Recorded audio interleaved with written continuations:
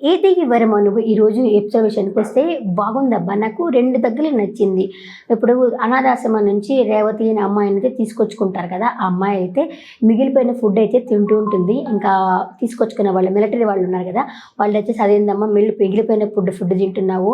అక్కడ ఫుడ్ అయితే పెట్టున్నాం కదా! అది తినొచ్చు కదా! అని చెప్పి అనేసరికి నాకు ఇలా తినాలని తెలియలేదు. మాకందరూ మిగిలిపోయిన ఫుడ్డే తీసుకొచ్చి ఇస్తారు అని చెప్పేసి అమ్మాయి అయితే చెప్తుంది. అప్పుడు నాకేమనిపించిందంటే మనకి ఫుడ్ తినేసి ఎక్కువైపోయిందనో, సహించకలేదని చెప్పేసి మనం ఫుడ్ అయితే వేస్ట్ చేస్తుంటాం కదా! ఆ ఫుడ్ ఒకరి కడుపు నింపుతున్నది అంటే ఒక రకమైన బాధ అయితే అనిపించింది. అందుకే ఫుడ్ వేస్ట్ చేయకూడదని కూడా నాకు అనిపించింది. ఈ ఒక్క బిట్టుని బట్టి ఈ సీరియల్ పట్ల మీ అభిప్రాయాన్ని కమెంట్ సెక్షన్‌లో కమెంట్ చేయండి. ఇంకా ఈరోజు విషయానికి వస్తే ఇంకా ఈ అమ్మాయి అయితే ముగ్గేస్తుంటుంది. అంజలి అయితే ముగ్గేస్తా ఉంటుంది. ముగ్గేస్తున్నప్పుడు ఇంక అప్పటికే మనీష్ అయితే అట్లా వస్తా ఉంటాడు. వచ్చేసరికి చెప్తుంది కదా! ఈ ముగ్గు లోపల నుంచి కాకుండా తొక్కుకుంటా కాకుండా రావాలా అని చెప్పేసి అయితే చెప్తుంది. చెప్పేసరికి సరే ఎవరైనా సరే చిన్న ముగ్గేసుకుంటారు. నువ్వేంది వాకిలంతా ముగ్గేసరికి లోపలికి ఎట్లా పోవాలా అని చెప్పేసి తనంటే హీరో మెటీరియల్ అన్నావు కదా లోపలికి రా అని చెప్పేసి అయితే చెప్తుంది. సరే అని చెప్పేసి మనీషు ఆ ముగ్గుల మధ్యలో ప్లేస్ ఉంటుంది కదా! ఆ ప్లేస్‌లో అలా అడుగు పెట్టుకుంటా లోపలికైతే వస్తాడనమాట. వస్తూ ఉన్నప్పటికీ ఒక అడుగు పెడతారు, రెండో అడుగు పెడతారు, మూడో అడుగు ఎక్కడ పెట్టాలో తెలియలేదు తనకి. మూడో అడుగు ఎక్కడ పెట్టాలో చెప్పు అంటే నువ్వే అన్నావు కదా హీరో మెటీరియల్ అని చెప్పి అడుగు పెట్టి చూడు అని చెప్పేసి అంటుందన్నమాట. అనేసరికి ఇట్లా బ్యాలెన్స్ తప్పపోయి ఇట్లా పడిపోతున్నప్పుడు అంజలి హ్యాండ్ ఇస్తుంది పట్టుకోమని. అలా పట్టుకుంటాడు. పట్టుకునేసరికి ఈ అమ్మాయికి హ్యాండ్ ఇస్తుందనే పేరే కానీ అంత గుర్తొస్తుంటుంది. వాళ్ళు ఆ స్థలం దగ్గరికి వెళ్ళటము, వాళ్ళు వీళ్ళని మోసం చేయడం అంతా గుర్తొచ్చి హ్యాండ్ వదిలేస్తుంది.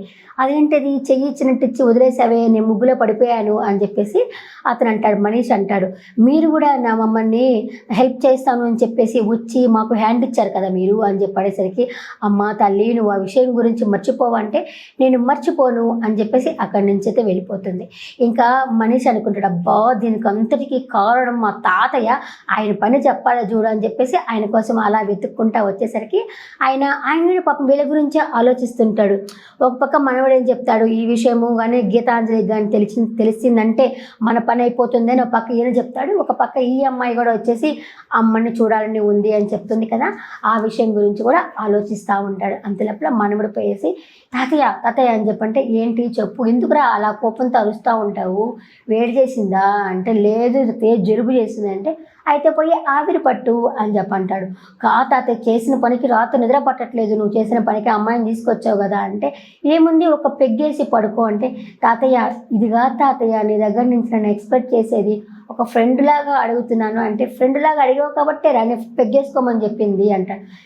తాతయ్య అమ్మాయిని ఎందుకు తీసుకొచ్చావు చెప్పు తాతయ్య, ఒక పక్కేమో నువ్వేమో అమ్మాయి ఇక్కడ ఉంది అని చెప్పొద్దని ఒట్టేయించుకున్నావు, అత్త ఏమో అమ్మాయిని తీసుకురా అంటుంది, నేనేదో మధ్య చచ్చిపోతున్నాను తాతయ్య అంటే ఆ విషయం గురించి అయితే నేనేం చెప్పలేను నాన్న అని చెప్పేసి వాళ్ళ తాతయ్య అయితే చెప్తాడనమాట.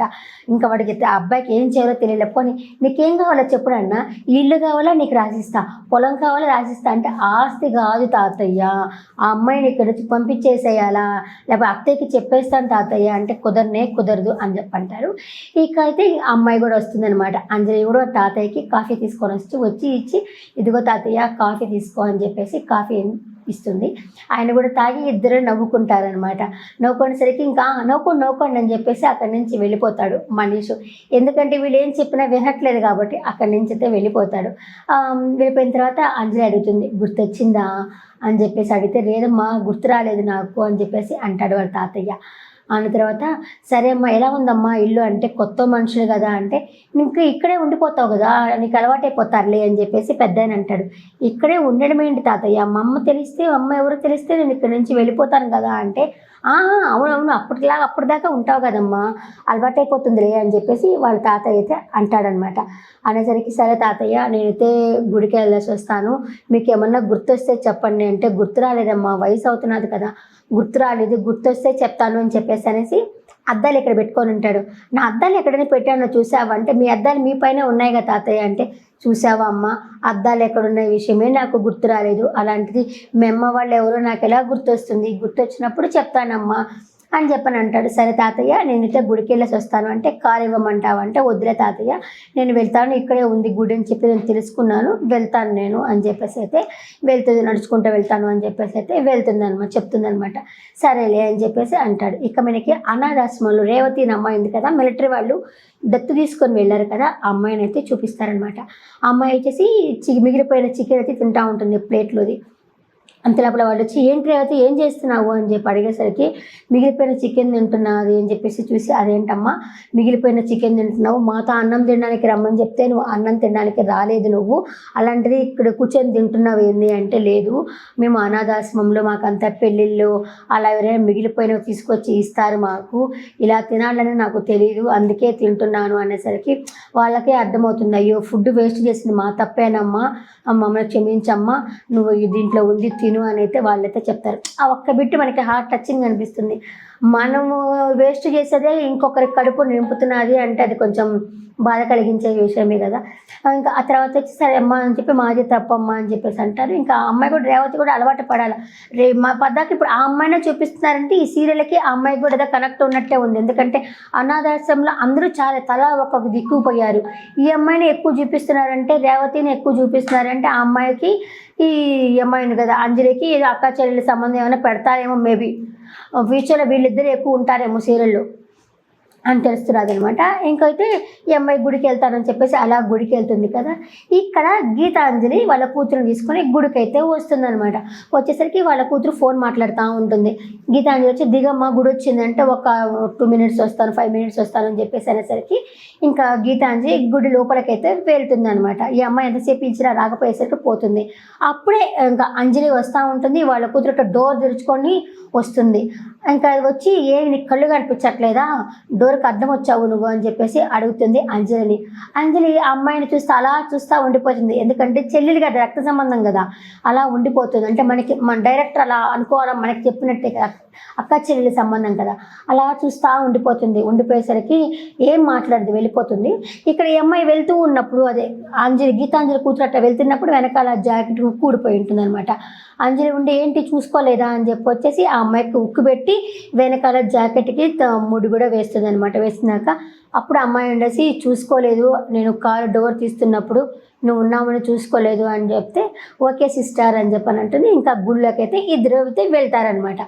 వెళ్ళిన తర్వాత ఇంకా అమ్మాయి వచ్చేసి దేవుడికి దండం పెట్టుకుంటూ ఉంటుంది. అంజలి ఎలా అయినా సరే మా అమ్మ కనిపించేటట్టు చెయ్యి స్వామి అని చెప్పి దండం పెట్టుకుంటూ ఉంటుంది. ఇంకా రేపటి ఎపిసోడ్లో చూడొచ్చు, ఈ అమ్మాయి గుడి దగ్గర దీపం పెడుతుంది. ఆ దీపం ఆరిపోయే సమయానికి వాళ్ళమ్మ వచ్చి చెయ్యి అడ్డబెడుతుంది అనమాట. ఎవరు అమ్మాయి ఇక్కడ దీపం పెట్టుకొని పోయింది, అదే మంచి జరగాలని చెప్పి అనుకునింది అని చెప్పేసి వాళ్ళమ్మ అయితే చెయ్యి అయితే అడ్డం పెడుతుంది. ఇంకా వాళ్ళమ్మ పూజ చేయించడానికి అక్కడ దేవుడి దగ్గరికి అయితే వెళ్తుంది అనమాట. వెళ్ళినప్పుడు అక్కడ పురోహితుడుగా ఈమె పూజారికి వచ్చి వేరే వాళ్ళు చెప్తుంటారు వచ్చి, మా అమ్మాయికి 2 కాన్పులైనా కూడా 2 కాన్పులు పురిట్లోనే చచ్చిపోతూ ఉన్నారు, ఇక పురిట్లో చనిపోకుండా ఉండేటట్టు ఏమన్నా చెయ్యండి అని చెప్పేసి ఆ పూజారిని అడుగుతున్నప్పుడు, ఈ దేవత శక్తివంతమైన దేవత, పూజ చేయండి అని ఆయనైతే చెప్తున్నాడు. అప్పుడు గీతాంజలికి తన గతం అయితే గుర్తొస్తూ ఉందన్నమాట. ఇప్పుడిప్పుడే కథలో పుంజుకుంటా ఉంది. ఇంకా స్టోరీలోకి వెళ్ళినప్పుడు ముందు ఏం జరుగుతుందో చూద్దాము. ఈరోజు ఎపిసోడ్ పట్ల మీ అభిప్రాయాన్ని కమెంట్ సెక్షన్లో కమెంట్ చేయండి.